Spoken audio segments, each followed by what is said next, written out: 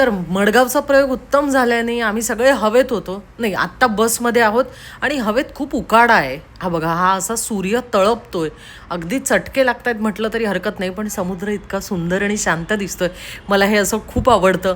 आणि मग गप्पा टप्पा आणि मजा मस्ती करत किस्से कहाण्या सांगत सांगत आमचा प्रवास सुरू झाला आमच्या पुढच्या प्रयोगासाठी. अर्थात पणजीमधल्या गोवा कला अकॅडमीच्या दिशेने आम्ही कूच करायला सुरुवात केली होती. गोवा काय किंवा कोकण काय मला कायमच आवडतं.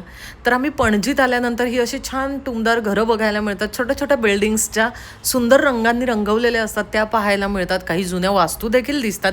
पण त्याचबरोबर निसर्ग अत्यंत सुंदर पद्धतीने सांभाळलेलं सुद्धा आपल्याला दिसून येतो. म्हणजे मोठी मोठी झाडं, जुनाट वृक्षसुद्धा आपल्याला इथे दिसून येतात. रस्त्यांची स्वच्छता दिसते. आम्ही पोचलो अशा रीतीने पणजीच्या गोवा कला अकॅडमीमध्ये, जिथे सुरू होतं एक प्रदर्शन जुन्या नाण्यांचं, पैशांचं आणि नोटांचं. मग मी त्या प्रदर्शनाला भेट दिली आणि त्यांनी सुद्धा मला एक छोटीशी भेट दिली, ज्याने मी खूप खुश झाले. प्रयोगाच्या आधीच लक मिळालं असं म्हणायला हरकत नाही. आणि मग तयारी सुरू झाली प्रयोगाची. सेल्फी झाल्याच आणि मग सुरू झाला प्रयोग. अनेक सुंदर गीते जिच्यामुळे माझ्याकडून लिहिली गेली, तिचाच हा पुढचा आविष्कार. हे माझं स्वतःचं अत्यंत आवडतं गाणं, जो आवडतो सर्वाला.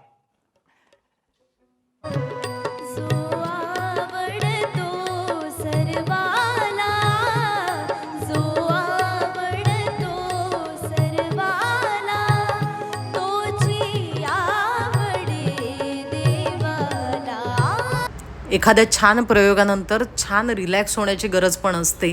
म्हणून आम्ही गेलो नरिमन पॉईंटला. नाही, हा मुंबईतला नरिमन पॉईंट नाही आहे.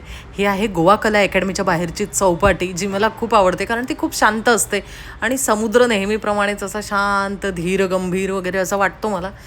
आणि मग तिथून सगळ्यांचं जेवून वगैरे झाल्यानंतर आम्ही पुन्हा निघालो आमच्या हॉटेलच्या दिशेने. तर रस्त्यात हे सगळं ना आम्हाला पणजीचं नाईट लाईफ दिसत होतं.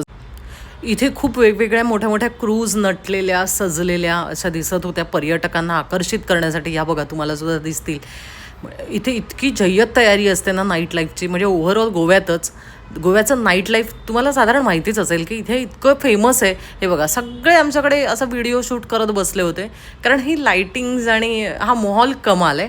बाकी फारसं कोणाला त्याचं आकर्षण असं नाही आहे, पण मजा येते ना असं कधीतरी वेगळ्या ठिकाणी गेल्यानंतर. तिथलं जे काही बेसिक किंवा छान गोष्टी असतील त्यांचं व्हिडिओ शूट करणं. या बघा, किती मोठ्या मोठ्या आणि मस्त क्रूज आहेत, ज्या अशा छान लाईट्स आणि सगळं एक म्हणतो ना लाईट शो असं तयार करून त्या उभ्या आहेत समुद्रात शांतपणे. हे सगळं बघता बघता थकून भागून आम्ही पोचलो मडगावमध्ये, कारण उद्याचा प्रयोग आहे खूप महत्त्वाचा.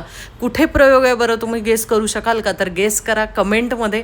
आणि आजचा व्लॉग कसा वाटला तेही सांगा. लाईक करा, शेअर करा आणि सबस्क्राईब करायला विसरू नका. Bye bye.